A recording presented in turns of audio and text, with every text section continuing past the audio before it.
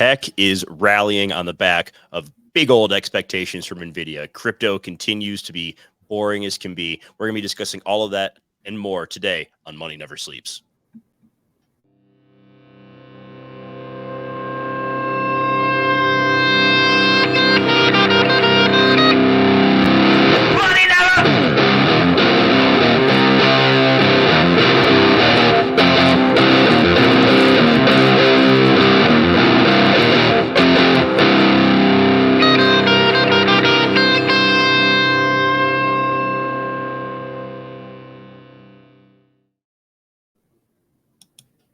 Welcome back. Could not be more excited to start off this week with everybody. Before we get going, hit that like button, subscribe to the channel. Nothing that Kevin or I say is financial advice. We're not financial advisors, so please do your own research before making any buys or sells. Kev, we are seeing a ton of strength in tech right now. NASDAQ's having a monster day, up over 230 points. Nvidia leading the charge, up almost 7.5% today, $32 a share. We got Tesla pumping as well, $15 a share, up over 7%. It's dragging Meta with it. It's dragging Coinbase with it. We're seeing Netflix doing okay. It's a wild time right here in the markets. It seems overly euphoric, overly optimistic. What are you looking at as we begin a crucial week here for the financial markets?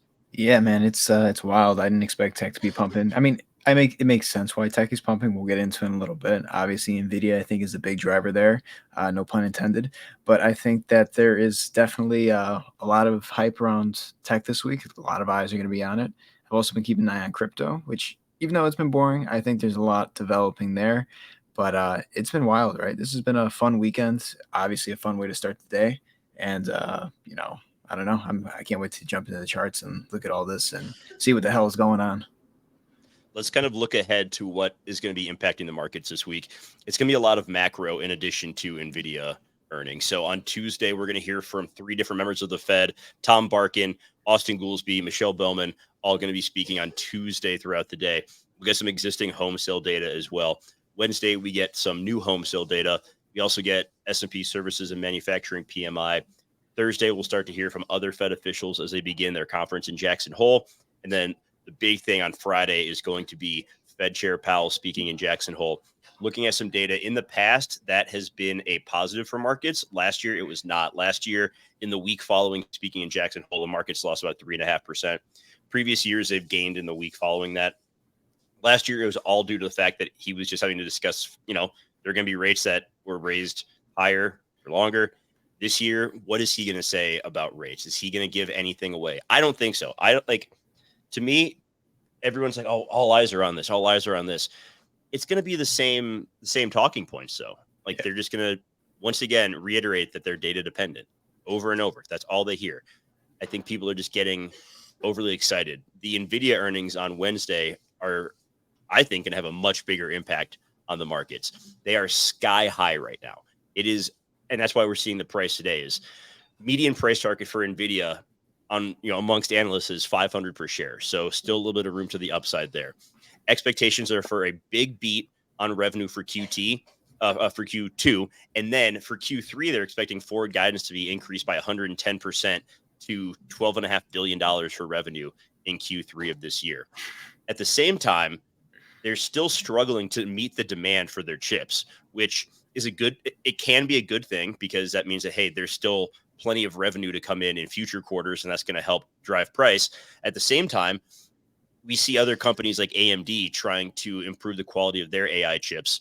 And if they can produce something that is not as good as NVIDIA, because everyone, it believes that NVIDIA is the gold standard, but if they can produce something as good and companies can also save money, that's a potential, move away from NVIDIA for revenue as well. So Chinese companies are stockpiling NVIDIA chips while they still can, because there's expectations of greater issues between the U.S. and China, more blockages there.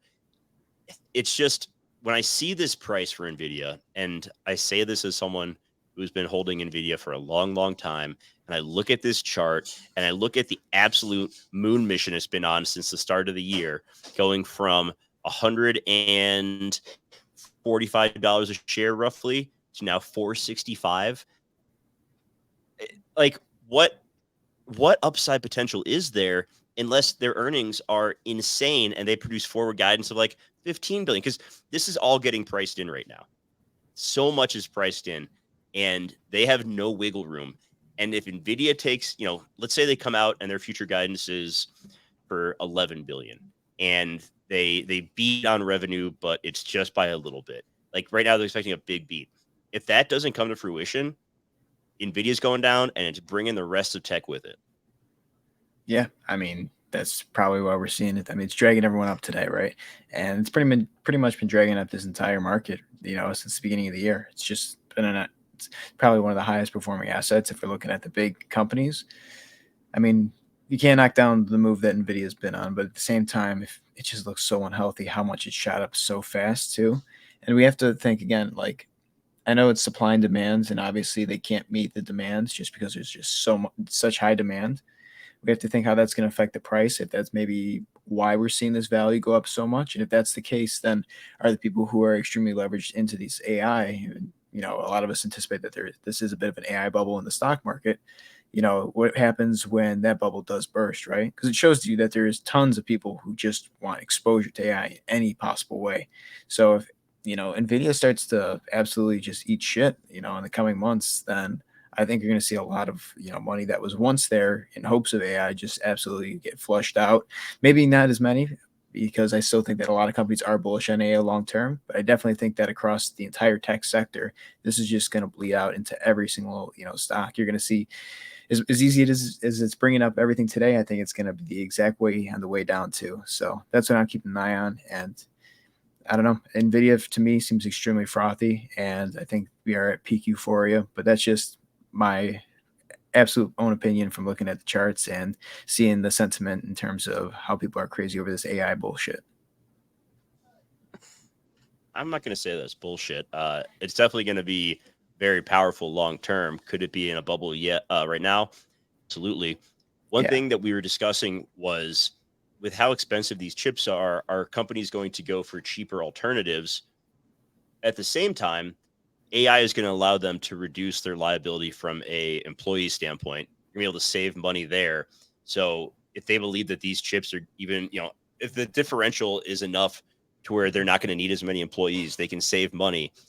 Is it worth investing in a higher quality chip? I don't know the answer because I'm not a chip expert. It's just something that I've been mulling around as well when I think about what direction the demand is going to go. I mean, from my limited understanding, these NVIDIA chips are just head and shoulders above everything that AMD is doing, that these other AI chip companies are doing. So could it continue to run? Sure.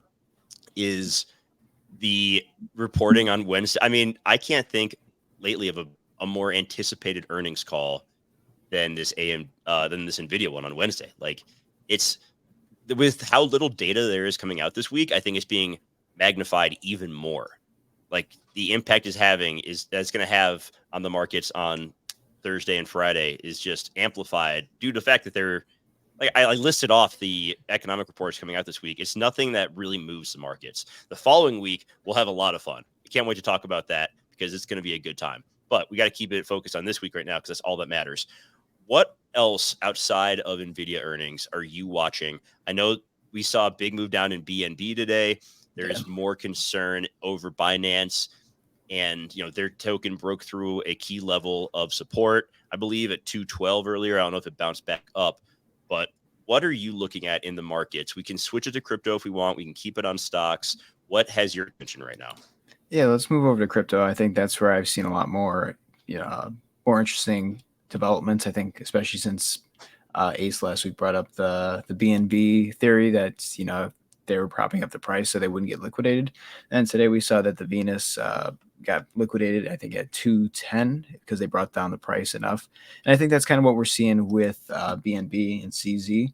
They're trying not to get liquidated all at one time. I think what they're definitely doing is they're trying to slowly add liquidity to some of those loans so that they could bring the price down, their liquidation level down, and hope that it's not just one complete death spiral, which I honestly was anticipating. I definitely thought that we are going to see a death spiral because this is in a way where they're pretty much loaning out their own exchange token as collateral and then pretty much just using the other funds to make their moves. not too different than FTX or FTT, if we remember. But yeah, I want to look into the chart because this chart looks absolutely terrible. And there's a lot of things that we need to keep in mind. So the last few weeks, we've been looking at this. This was where it was ranging. It went all the way to 260 at the top of the XRP event. And for the most part, it closed within this bear pennant. So it just kept on going head, ass in this range. And then it finally did break, right? And it broke pretty significantly to the downside. That was on the back of Evergrande announcing bankruptcy. And then we had a lot of news around there regarding why it didn't go below 212, but it did go below 212 today. And again, if we look at this even on the 4-hour time frame, we could see that we're just trading in another bear pennant, and it finally broke. And now we're below that 212 level, 210 level where we saw some of those liquidations. Now this is a really dangerous thing here for Binance, because if we look at this long term, we can look at this chart. Actually, you know what? I might pull it up on. Yeah, I'm going to pull it up here, right? So this is a really interesting chart. We can see that multiple times we have been in this range. You can see back here, December of 2022, we came all the way down here again in 2023, June 2023. That's what 220. This might be easier on the daily here. Yeah, this is what I wanted. All right, I want to show you this range that it's just absolutely defending 100%. This has been going on for a long time, right? We can see that. I'll make this range from here to there. It's just been bouncing on top of this every chance it's gotten. So I don't know if they've been propping up the price even back here. I know that when, this is June 2022. So that's post Three Arrows Capital, or that's around Three Arrows Capital, right? I think June of 2022 is when Three Arrows Capital came out. Yeah, June of 2022 will go down as one of the most ridiculous, because there was Voyager as well. Yeah. There was Celsius in there. That was what a time to be alive. And then a month prior was Terra Luna. So that was a fun little month that we had there. That's dude, Black Swan summer of 2022, man. That will go down in history. Absolutely hilarious. But I mean, again, once I get rid of all those lines on my chart, we can see that there's definitely a range that it's been avoiding. And it's this area right here from like 220 down to, I'll arguably even say down to 150. Because I think that hitting 185 down here back in June of 2022, it worked right back up and it started trading this range. And where it should have broke from, it kept on going sideways, which is uncharacteristic of some of these patterns. But this is definitely a huge zone where it doesn't want to go. And we're at major support, right? Obviously, it's tested this area once, twice, 3 times, 4 times. This is the 5th time, and we're actually back into this zone that we were in back in June of 2022. Not as low, but we are in this zone. And what we need to keep in mind is anyone really buying Binance right now? I don't think so. I think that the price is being propped up in any way they possibly can to avoid liquidations. I think that they're in a place where it's really critical. I think that if we start breaking below $200, we get below that, we're going to go test 185, and that's the lowest I'll go. I think once you hit 185, I think that you're going to be at 150, and before you're at 150, you're at $45, and before you're at $45, you're at $5. I'm serious. I think that they pumped this up so much back in the last bull market. You can see back here how much it just absolutely shot up. If I look at this on the weekly, this green candle that we kept on seeing back in 2021, this gap is absolutely built on no support whatsoever. So if we break this level of support that we're currently at, the lowest, like I said, below that 185 level, I mean, we're already on the weekly below the 200 EMA and below the 50 EMA. We're closing weeks underneath the 200 EMA. That is not a good sign. That means that it's likely to continue to push down from here. And one thing I did see that's pretty scary is this. This is the Binance total market cap. This is how much value there is technically in BNB at this given time. We can see that we're also below the 200 and the 50 here on this chart as well. I mean, we're at 32.296 billion. At 30 billion, we're at the June 2022 low. And below that, I mean, we could see that the market cap just shot up insanely on the weekly. So I think that even though it shot up insanely back in 2021, I think if we start closing below that 185, 184 level, and here it would be below $30 billion. If we close below 30 billion on the daily or the weekly, I think we're going to start seeing that crash happen pretty quick. I think it's going to be an absolute death spiral. You're going to start seeing things just sell off. People are going to want to get out of their exposure. And again, we know that Binance holds a lot of the token itself. Would I be surprised if they sell off their own token? Probably not, right? It's really interesting to see, because when things get extremely dire, which I think CZ is absolutely in a place, even if he doesn't want to admit it, this could absolutely spiral out of control faster than you think. This could be what brings us to 20K Bitcoin. This could bring us to, some of those targets below 15K that I've been talking about. I'm not saying it's going to be the end of the bear market if Binance goes under or if BNB collapses, but I do think that it's going to aid in, that collapse that we've been anticipating for the longest period of time, right? So that's what I'm seeing. That could definitely mark the major capitulation event for this cycle. Absolutely. And that's just in crypto, right? That's 100% what I anticipate. I think this, if anything, this is probably the best case for a capitulation event. And I think the fact that everyone knows that he has these liquidation levels in these certain areas, I think everyone's shorting BNB. So let's stop sharing this real quick. I'm going to go to CoinGlass. I just want to look at the funding rates because I haven't checked on them recently. I want to see what they're doing over on BNB. BNB's funding rate currently is negative 0.08%. That's pretty fucking high, guys. That means that a lot of people are anticipating, downfall from here. I want to see what's the daily funding rates look like, negative 0.24. So yeah, extremely negative across the board. I'm really surprised that people are actually shorting BNB on Binance. Usually I wouldn't bet against the exchange that you're shorting on the exchange that you're shorting. It seems a little counterintuitive. I wouldn't be doing that whatsoever. Maybe that's CZ. He knows this game's over. So like, fuck it. I'll just go down with everyone and then just make all my money off my own company failing. Could be, probably not. But yeah, it's really wild. We see a lot of negative news around Binance. And I think a lot of people knowing that they have those liquidation levels down there, liquidity hunters, they're going to do everything they can to push that price down. So we might see a little bit of short recoveries here and there. But I think that it is going to go down. And the scary thing is that I think that Bitcoin still has a ways to go on the downside. So we can transition to Bitcoin now, if that's cool. Might have to, hold on one second, stop you this just one. Went a little robotic on me for a second there, but I think you're back. I'm watching. Dude, I'm still watching the Nvidia chart, and it's just Nvidia. I have it on the 15 minute on Nvidia, just for funsies, because it keeps going up. And it's had 24 15-minute candles today. Only 4 of them have been red. Other than that, it's just been like just this steady stair step on up the whole day. It's wild. Yeah, look at that. That's ridiculous, man. That just seems like it's ready to topple over, doesn't it? But again, that's the 15-minute chart. If you look at the daily, the daily definitely has a little bit more room to the upside. It could be overbought by the end of today, actually. It's a pretty sizable move that we've seen today. So, again, it's back. It's massive gaps. Nvidia's erased all of its monthly losses. It's back to being green on the month, which couldn't tell you why. We still got a long ways to go in the month. I mean, it's just Nvidia has not had a red month this year. Every month has been green so far. We still have a long ways to go in this one. Earnings will dictate it on Wednesday, but if it extends to an 8-month winning streak, I don't even know anymore. Let's fucking change that today. No, I'm just kidding. That's gonna be something for down the line. But yeah, Nvidia, man, look at this. It's been green since January. Like it literally has not had a red month this entire year. Man. Yep. Unless it's putting in a massive head and shoulders pattern, it's just gonna collapse in 2 years. But no, I'm just joking with that. But yeah, don't say Nvidia, that. Don't say that, Kevin.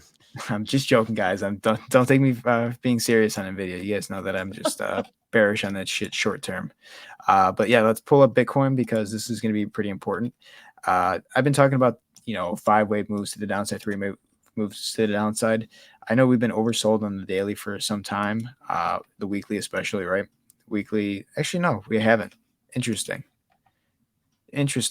For some reason I thought we were oversold for a longer period of time. So yeah, I think on the shorter time frames this makes more sense to me now. Then I'm anticipating a 5-wave move to the downside. Again, I think that this has been something that I was expecting going into the weekly close because who's gonna help Bitcoin close below the 200 EMA? Bears or bulls? Likely it was gonna be the bears, but they weren't able to push it down. So I thought, okay, maybe this week we start to see this final wave down. We've got one wave down here, which is kind of spread out, small little bounce, and we see the wave 3, which is the impulsive structure that we got when Evergrande came out, and we got this little bit of a bounce. And this bounce you can see on the 4-hourly time frame is overbought, and it looks like it wants to come down. You see the volumes here coming down extremely low since the Evergrande's news of bankruptcy. And we're just doing this sideways trading. And sideways trading is always dangerous because that's a continuation pattern. The trend to the downside in this move is, I mean, the trend is to the downside in this move. We can see here, we saw that wave 3 is absolutely violent, but that just lets me know that we're probably going to go down a little bit lower. And for me, I think that this wave 5 is coming. I am surprised, honestly, that I haven't seen that yet today. See that everything in crypto is pretty red. I know Bitcoin's a little bit red today, $136, about 0.5%. Nothing too crazy, but I do anticipate us to bring us lower than where we were for the Evergrande move, right? I think that we'll at least meet, it's 25,250. But it would make more sense to me if we did go down below that and probably find some support somewhere around, I would say 24, 23.9, around there. So I think that's where we would end up closing, not just the daily, we're just wicking down to that. That would finish off that structure. And then it would allow us for a short recovery, which could be, an ABC recovery, something like that. And then we get another 5 waves down. This is what I'm charting right here. I have absolutely taken off the table the 34, 35K. I'm not anticipating that anymore. Could I be wrong? Sure, I could be wrong. And it just absolutely scam pumps all the way up there. But I think that'd be the only way we'd get it. I think that the structures are to the downside now. I think we're seeing a lot of retail buy these dips, and that's what's creating our corrective patterns, and it's allowing institutional investors to absolutely sell every single rally. And I think that's across the board in crypto right now, and that's the dangerous thing, right? I know Bitcoin dominance is only at 49.13, but then we have to look at stablecoin dominance, and it's like above 10% right now. So even if you aren't bullish on Bitcoin dominance right now, you have to understand that that money is sitting on the sidelines, so it's not going into alts whatsoever. There's no safe zone for alts right now as long as Bitcoin remains this high and stablecoin dominance remains this high. Yeah, USDT and DC dominance combining for 10.59% right now. Insane. Which is a sizable number. And if you just look at USDT dominance, it has been up consistently since, for the last month. We saw it bottom out on the XRP day and then immediately bounce back up. It's continuing to move up. It's overbought on the daily, moving in that direction on the weekly, but then on the monthly it's still oversold. So there's still plenty of room to the upside for USDT. And if we see this slow bleed out in alts, you have to imagine that number is going to continue to creep up. Absolutely. And this kind of plays in with CZ and everything that's going on, right? Bitcoin has such a huge impact on every single alt right now in the entire crypto market. Obviously it does, it's Bitcoin, but if Bitcoin's price continues to go down, a lot of people who are selling off Bitcoin to maybe pay some, keep them from being liquidated. Maybe they owe some type of, or they have some type of collateral in Bitcoin or something along those lines. The value keeps going down. A lot of people are going to start, having to close positions. They're going to have to start, preventing themselves from being liquidated. And that's going to eventually just bring the price down for crypto in general, right? That's the dangerous thing right here, because that could lead us into a death spiral. And that's what I thought was going to happen. If Binance was selling their own BTC and pumping into BNB to prevent liquidations, then that means the price of Bitcoin is going to inevitably go down more. And then the price of every other asset is definitely going to drop too. This doesn't just apply to, Binance. Obviously, it applies to anyone who has, collateral out there, whether it's in Bitcoin, whether it's in any other, asset. It seems like the trend is down, and even if we do get these small corrective waves up, it's short-lived, and then we start to see the continuation. And it's really dangerous right now because we're not seeing a ton of liquidity enter the market. I know Total 3 and Total 2 and obviously Total are changing a little bit. Total 3 is going up considerably. It shouldn't. I don't believe it should be this high. It's including stable coins. So I think we're closer to about $315 billion minus the little glitch that they had on there. So that's what, 312. So it's pretty interesting to see where that is, despite where the value keeps going up. We can see here. And if we look at the daily for total, just the first, total market cap, you can see that we've completed this head and shoulders, and we're putting in on lower time frames what looks like another pattern to the downside, which is currently broken. It looks like it's going to come down once again. So there's these patterns that keep repeating, and I think that is 100%, again, why they're short-lived. It's because retail is pumping these up, right? Retail sees that it came down, let's buy the dip. Okay, they're buying the dip, they keep buying it. It pushed up enough for investors are like, you know what, let me get out of this position, let's sell it. Goes down once again. It's just like a never-ending cycle, and I think that's where we are in this market. I think that we might be okay going into September, October. I don't think, again, I'm just saying this, trying to be as cautious, conservative, and reasonable as possible. I don't necessarily think that we're going to see a massive sell-off until we get there. Q4, like closer to Q4, I think that's when we'll start to see some things move. But again, you never know, right? I think that we do have to see this kind of slowly bleed out before it absolutely capitulates. But capitulation come when you're least expecting it. And I think that we are getting closer to it than we are past it. I think we haven't seen true capitulation yet. And I completely agree with you that in the cycle, Binance could be that one, or it could be something that you and I just don't know right now. There could be someone who's just so over leveraged that, if Binance goes down, someone that 2 or 3 companies can go down because they had exposure to them in some way. Very similar to how FTX, it brought down a lot of people. So I would definitely be cautious right here. Charts do not look good on any time frame. I anticipate some corrections again because markets don't go down in straight lines. But for crypto itself, this does not look good to me. And I don't know. I feel very comfortable in my positions right now, and I'm just waiting to see how this plays out over the next few months because I think it's almost game over. And I mean that in the not game over for crypto entirely. I mean that game over as in, okay, this market is decided. It's not going up anymore. It's down only from here. I still think if you zoom out and we look at Bitcoin long term, I still think that we, go back to 2019. We're in like August of 2019. Just like structurally, it looks comparable to me. And history doesn't always repeat, but I think we're set up in a similar way to where we could see, 40% move to the downside from here, and then we just chop for a while before we have any sort of catalyst to move us back up. Yeah, I just want to pull this so we can see it a little bit better. I mean, right? So it seems like, and again, there's a lot of dips in here, like we talked about in that one episode. There's a lot of dips that are, 50+% dips. We have to see how that plays out. I wouldn't be surprised if that's the way it is too. But yeah, I don't see.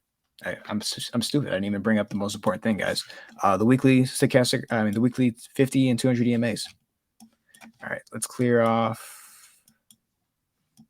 Let's clear off this. You can see that if we close below the 50, it's obviously going to start coming down. And obviously the 200s here. We need to close below the 200 EMA if we want to start seeing this 50 come down significantly. And that would give us the death cross for Bitcoin. It's being extremely resilient. We haven't retested this parallel channel, which tells me that, either we're not going to get there or we're just going to crash through. It's the same thing pretty much. But every time that we don't get back in this parallel channel, this just gives me the idea that we're going to come crashing down in this pretty hard. 20K obviously is one target that I'm anticipating. I'm also anticipating somewhere around 11K and maybe a wick down to that 9,750, so 9,750. But if we look at the total, and let's look at total 3 first. Look at this death cross. That's so close, guys. 50 and the 200 EMA are right there. Again, we're not getting above that 200 EMA, so we're not going to be able to bring that 50 away from it. It's telling me that this death cross is very close. I think it's closer than we anticipate. You can look at total as well. You can see that we're below the 200 EMA, so that means that 50 each week, this 50 is going to start coming down if we're not able to close above the 200 EMA. And even if we look at total 2, that's coming for a death cross very soon. We are so close on all of these charts, these crypto market cap charts, of an absolute death cross coming in.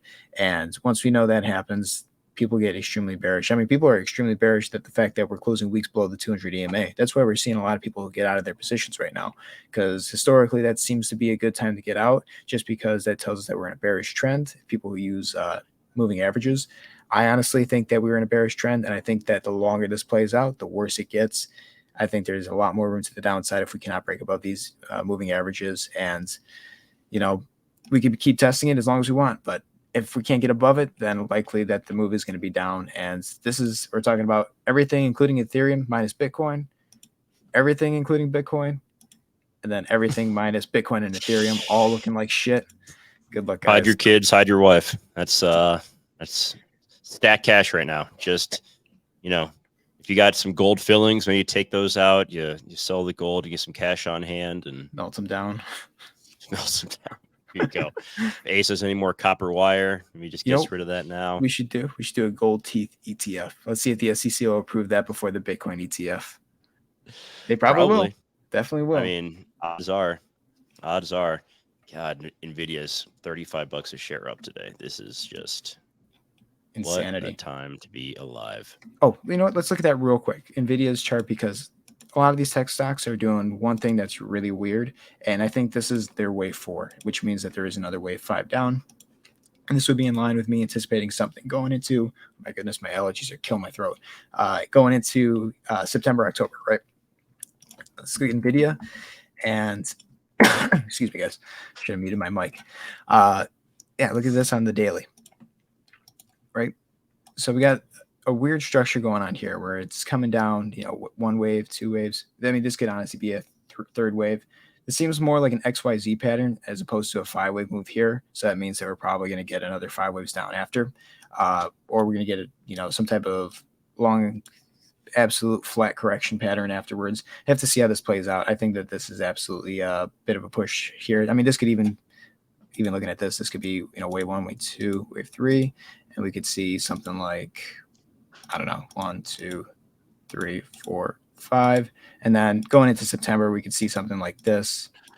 And then, September, October, I anticipate the market to definitely take a big downturn once people start getting back from work. And then obviously traders are a little bit more active. But that's what I anticipate here. I want to look at Tesla because Tesla's actually doing a really good job of this pattern that we've been, covering. And it looks pretty wild here, right? But we could see here, we're anticipating one move to the downside, this massive C wave, which would include 5 macro waves within it. And within those 5 macro waves, we're going to see waves within them. This is exciting shit, guys. This is better than chemistry. This is getting off the rails. But look how accurate it's been. All right, let's remove this yellow line. This yellow line, that's the 5 waves within the C wave. Let's remove that, and we can see that the first wave is going to be this 5-wave move down, right? We got one here all the way down to 255. We bounced, guys, right into 268. Then we went all the way down to like, what is this? 212. Went to 212, and now we're bouncing here for this D wave here.